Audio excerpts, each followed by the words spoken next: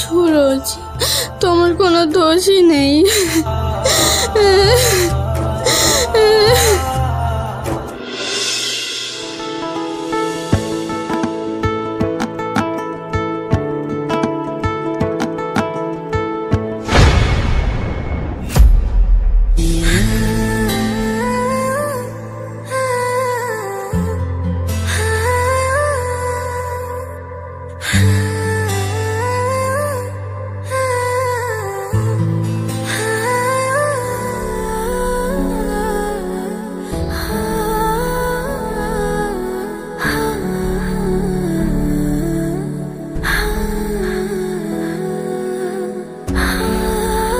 ব্যথা লেগেছে? না, ব্যথা পাইনি।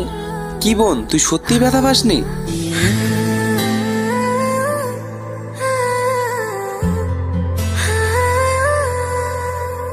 এটা হলো সুরজ। ও, এই তাহলে সে যার কথা তুমি অনেক বলো। হ্যালো সুরজ। তাহলে খাওয়া দাওয়াটা শুরু করা যাক। এই যা বস।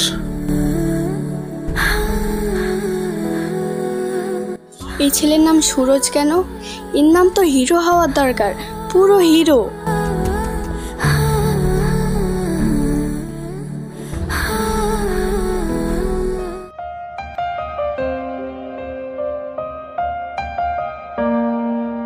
আমাকে কি দেখতে বাজে লাগছে? আমার কি জামার বোতাম খোলা আছে?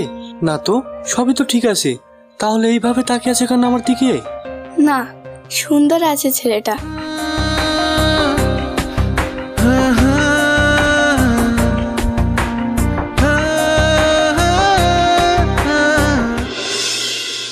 আচ্ছা, তুই এখন কি চিন্তা করছিস? মাস্টার্স কোথায় কমপ্লিট করবি? এখনো ঠিক করিনি কোথায় করব। শোন, আমি চাই আমার বংশের সবচেয়ে শিক্ষিত মেয়ে তোকে বানাতে চাই। এক মিনিট মা। সুরজ, এই সুরজ, সুরজ।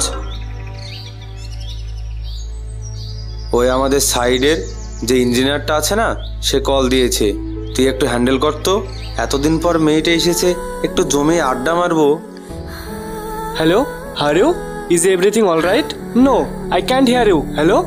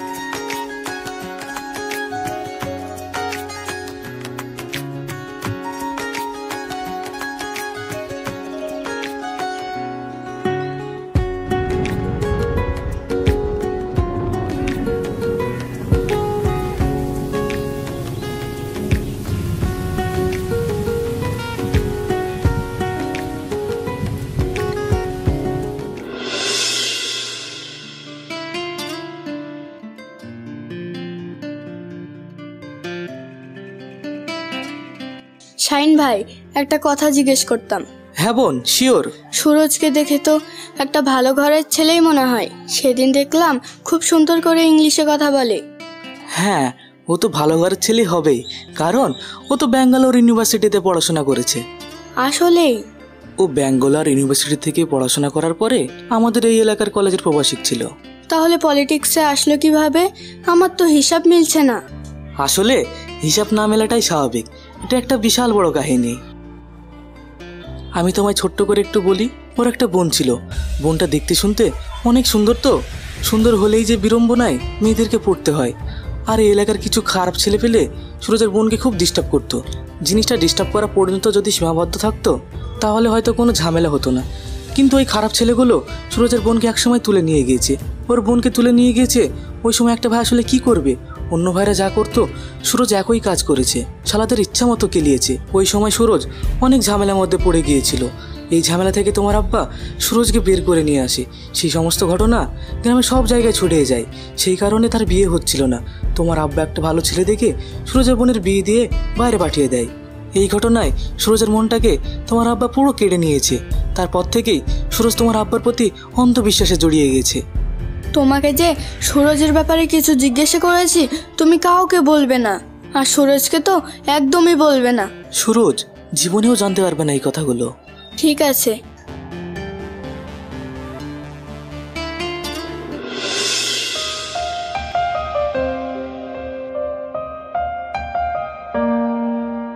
আব্বা গোসল করছে, আসতে একটু টাইম লাগবে। ঠিক আছে, আমি বাইরে দাঁড়াচ্ছি। গার্লফ্রেন্ড আছে? তোমার আব্বার গার্লফ্রেন্ড আছে কিনা সেটা আমাকে কেন জিজ্ঞাসা করছো? তোমার? হ্যাঁ, আমার নেই। Very good. ভেরি গুড কেন? যদি থাকতো তাহলে তোমাদের রিলেশনশিপ কন্টিনিউ করার কোনো অপশন থাকতো না, বুঝতে পেরেছো? কারণ আমি ওকে অশান্তি দিয়ে মেরে ফেলতাম। কি বলছো তুমি? আমি তোমার কথা বুঝতে পারছি না। বুঝতে পারছো না? এত কিছু তো বোঝা লাগবে না, সব কিছু কেন বুঝতে হবে? আমি তো কোনো প্রশ্ন বলছি না যে আমাকে পড়ে তুমি পরীক্ষা দিয়ে পাশ করবা। এমনিতেই তুমি আমার কাছে পরীক্ষা ছাড়াই পাশ হয়ে গেছো, যাকে বলে অটো পাস।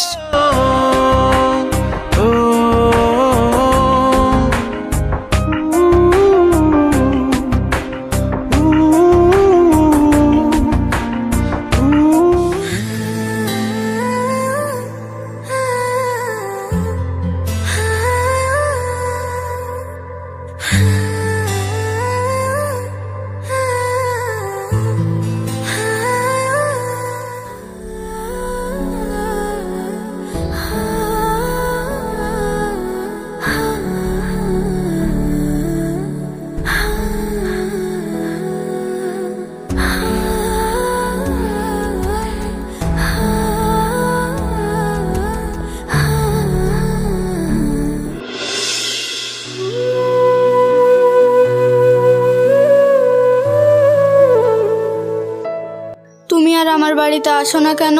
আমার ইচ্ছা, তাই আমি যাই না। তুমি আমাকে ইগনোর করছো না?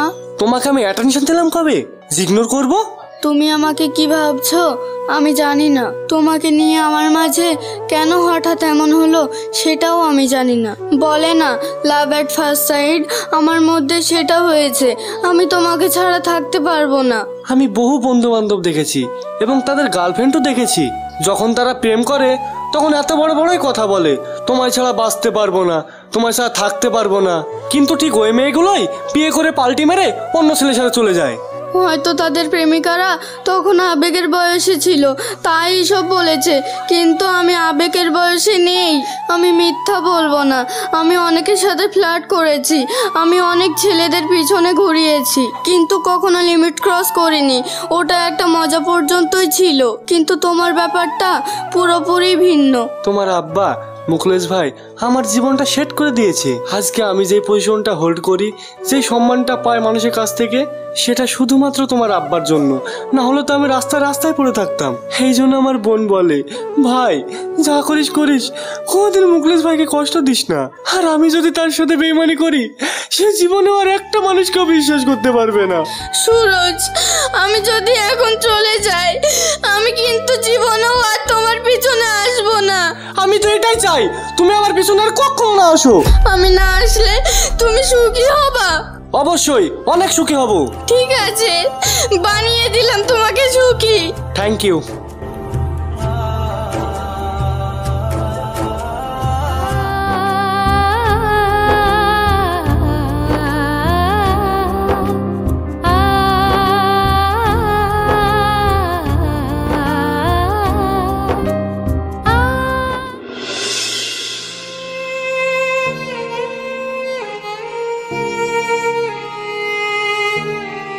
কিছুদিন ধরে তোকে এরকম লাগছে কেন? কাজের চাপ, সেই জন্য মনে হয় এরকম মনে হচ্ছে। তোর আর সময়ের ব্যাপারটা আমি কিন্তু জানি। সত্যিকারের ভালোবাসা জীবনে সব সময় আসে না, কিন্তু যখন আসে ওটাকে গ্রহণ করে নিতে হয়।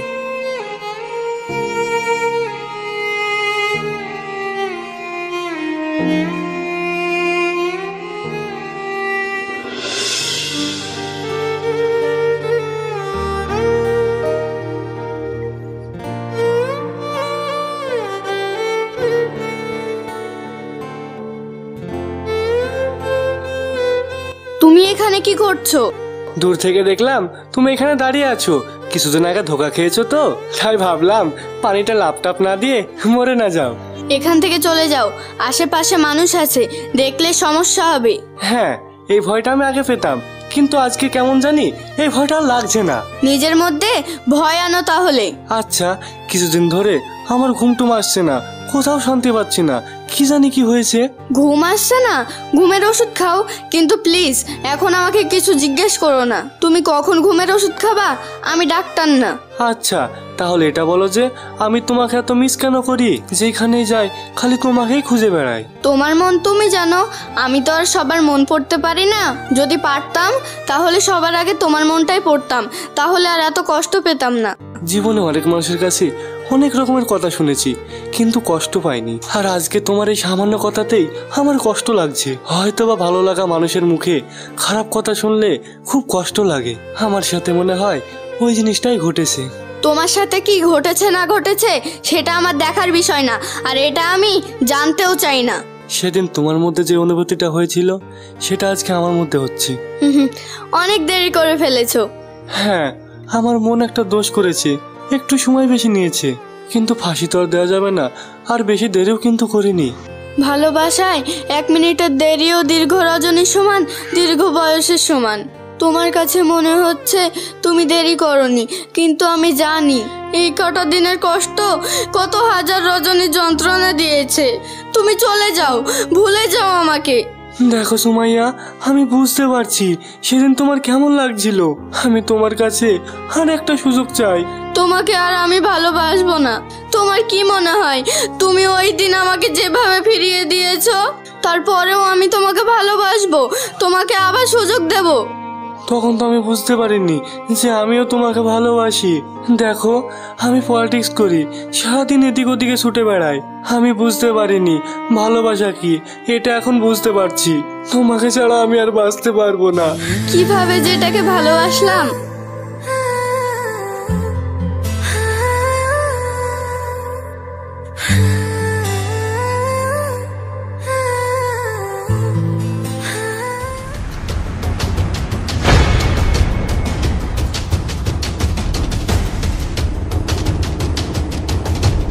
আব্বা, এই যে তোমার প্রিয় সুরজ, বলেছিলাম না এই সুরজ একদিন বিষাক্ত সাপ বের হবে, আজকে বের হয়েছে। ভাই, আমরা দুজন দুজনকে অনেক ভালোবাসি। দেখ সুমাইয়া, আমি না এদের মতো ছেলেদের খুব ভালো মতো চিনি। এদের জীবনে একটাই লক্ষণ থাকে, কি জানিস? তোর মতো বড়লোক ফ্যামিলির মেয়েকে সুন্দর করে প্রেমের ফাঁদে ফাঁসিয়ে নিজের একটা লাইফ সেটেল করে নেওয়া। এই চুপ কর, এতক্ষণ যা বলেছিস। ওর ভাই বলে আমি কিছু বলিনি। তুই আমার ভালোবাসা নিয়ে উল্টো পাল্টা বলেছিস, এখানে তোর খবর করে ফেলবো। এই তুই কিন্তু উল্টো পাল্টা কথা বলছিস। তুই জানিস না তুই কার সঙ্গে কথা বলছি? কলা ছাড় বলছি, কলা ছাড়। ভাইয়া, তুমি এটা কি করছো? ছাড়ো ওকে। আব্বা, তুমি কিছু বলছো না কেন ভাইয়াকে? রাকেশ, পিস্তল নামা। আমার মেয়ে আর সুরজকে তুই এখানে ধরে নিয়ে এসেছি, আবার আমার সামনে তুই বকাঝকা করছি। ফ্যামিলি ম্যাটারকে এইভাবে ডিল করে? কমন সেন্স আছে কিছু? আব্বা, আজকেও তুমি আমাকে না করছো এত কিছু দেখার পরে? আব্বা, আমি যা বলবো তাই, একটা কথা বলবে না।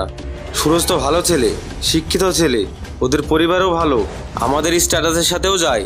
আমি ওকে ছোটবেলা থেকেই চিনি। তুই যেমন আমার ছেলে, ও কিন্তু আমার একটা ছেলে। ওরা একে অপরের সাথে জুড়ে গেছে। আমার দায়িত্ব হচ্ছে দুজনকে এক করে দেওয়া। আব্বা, কি বলছো তুমি? এই সুরজ হবে আমার বোনের হাজবেন্ড? তোমার কি মাথা ঠিক আছে আব্বা? কি আবল তাবল বকছো তুমি? আমি যা চিন্তা করেছি সব ভেবে চিন্তেই করেছি। সুরজ, তুই তোর আব্বা মাকে খবর দে, আমার একমাত্র কলিজার টুকরা সময়ের সাথে আগামী সপ্তাহে বিয়ে।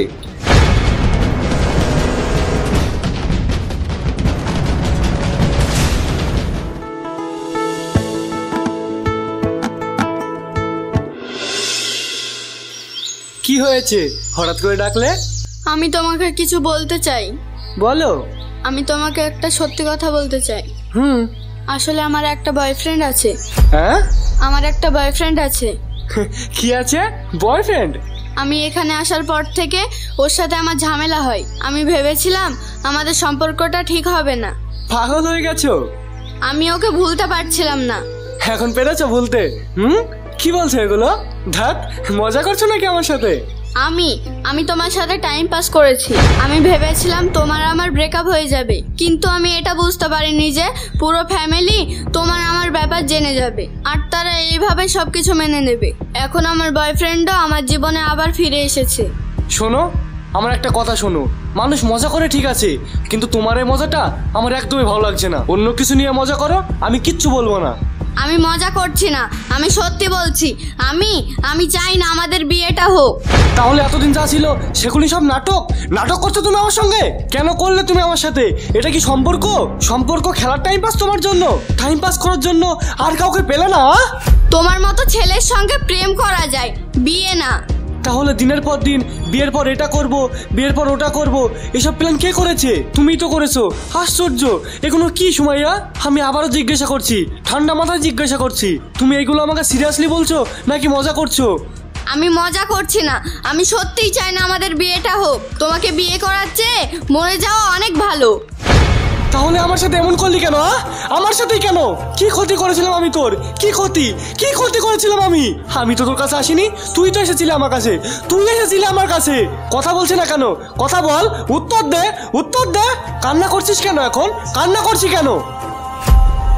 নাটক সিনেমায় ভালো ভালো অভিনেতাগুলো অভিনয় কেন করে না জানিস? কারণ তারা বাস্তব জীবনে অভিনয় করে। তোর মতো অভিনেত্রীরা বাস্তব জীবনে অভিনয় করে জীবন শেষ করে দেয় আমার মতন ছেলেদের। তোর বাপকে গিয়ে বল যা যে তুই আমাকে বিয়ে করবি না, আর এটাও বলিস যে তুই কত বড় একটা অমানুষ।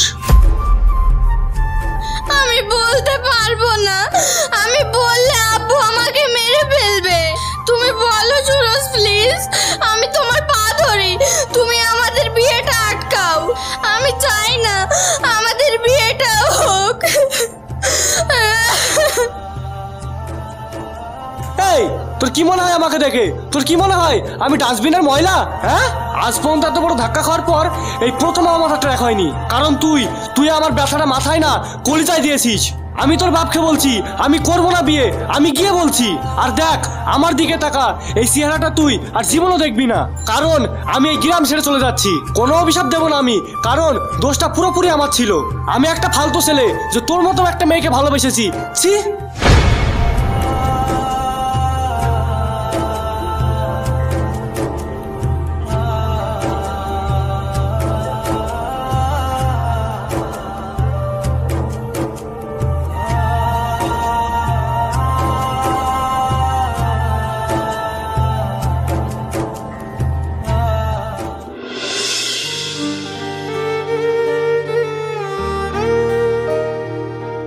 এতক্ষণ তোরা আমার বোনকে নিয়ে যা বলছিলি সবই আমি শুনেছি।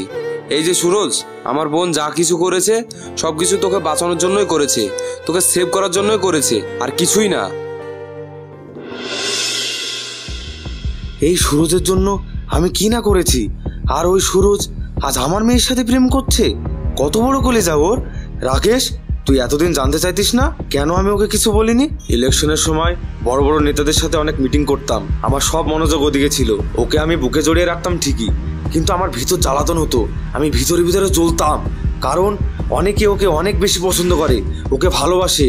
আমার পালিত কুকুরকে আমার চেয়ে বেশি ভালোবাসে, যেটা আমার কোনোদিনই সহ্য হতো না। রাকেশ, কুত্তার বাচ্চাকে আজকে মেরে ফেলবো। তুই ওকে মারতে চাইতিস না? চল, কুত্তার বাচ্চাকে আজকে মেরেই ফেলবো।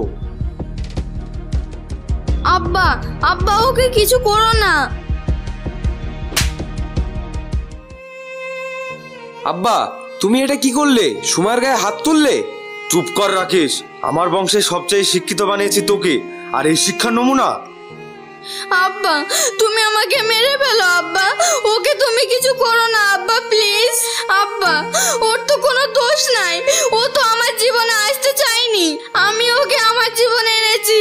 বিশ্বাস করো আব্বা, আমি ওকে আমার জীবন থেকে দূরে সরিয়ে দেব। আমি যদি ওর থেকে দূরে থাকি তাহলে আমি কোনো রকম বাঁচতে পারবো, কিন্তু ও যদি না বেঁচে থাকে তাহলে আমি বাঁচতে পারবো না আব্বা। ঠিক আছে, তোর জীবন থেকে ওকে সরিয়ে দে। ও যদি তোর জীবন থেকে না সরে, না হলে ওকে আমি এই দুনিয়া থেকে সরিয়ে দেবো, কথাটা যেন মনে থাকে। আমি জীবনেও তোর ভালো চাইনি, কিন্তু আমি আমার বোনকে অনেক ভালোবাসি। আজ কিছুদিন ধরে আমি আমার বোনকে নীরবে কান্না করতে দেখছি। আমি এটাও বুঝে গেছি যে তুইও আমার বোনকে অনেক ভালোবাসিস। আজকে আমি তোকে বলছি তুই আমার বোনকে নিয়ে পালিয়ে যা। আমার বোন তোর কাছে সুখে থাকবে। প্রত্যেকটা ভাই কি চাই, যে তার বোন সব চাইতে ভালো থাকুক। আমি চাই না আমার বোন আমার আর আব্বার কথা মতো অন্য জায়গায় বিয়ে করে ফেলুক, সারাটা জীবন নীরবে কান্না করুক। তুই পালিয়ে যা, আমি তোকে সাহায্য করব। আমি তোর সাথে আছি সুরজ।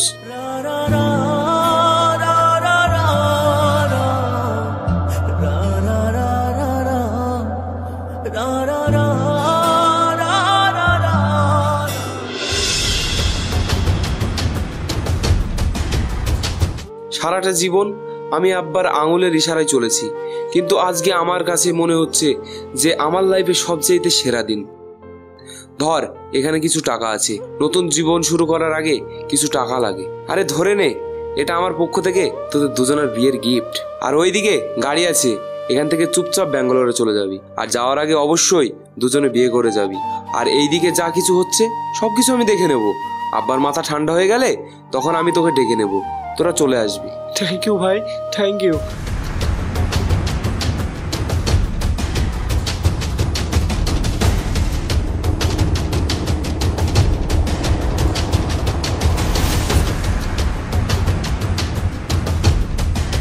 আব্বা, তুমি এখানে? আব্বা, ওদের কোনো দোষ নাই, বিশ্বাস করো, ওদের পালাতে আমি সাহায্য করেছি আব্বা। ওদের কোনো দোষ নাই। আর তোমার মেয়ে সুরজকে ভালোবাসে আব্বা।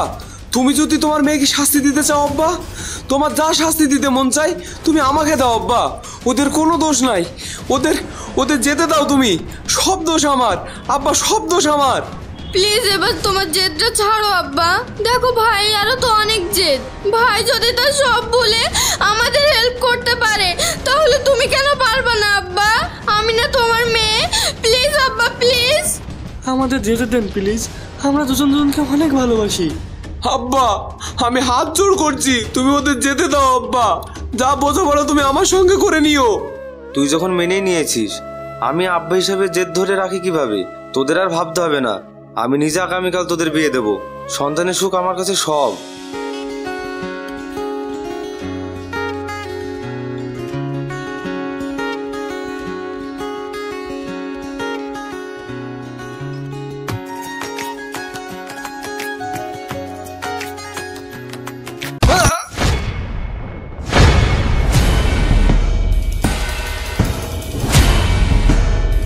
ভাই, ভাই তুমি তুমি এটা কি করলে?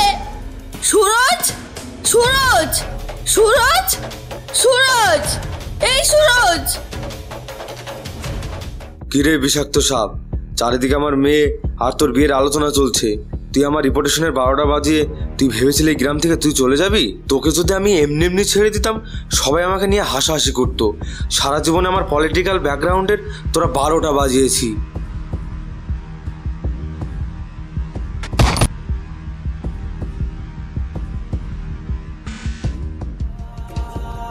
সুরজ, সুরজ, এই সুরজ, সুরজ ওঠো, সুরজ ওঠো না।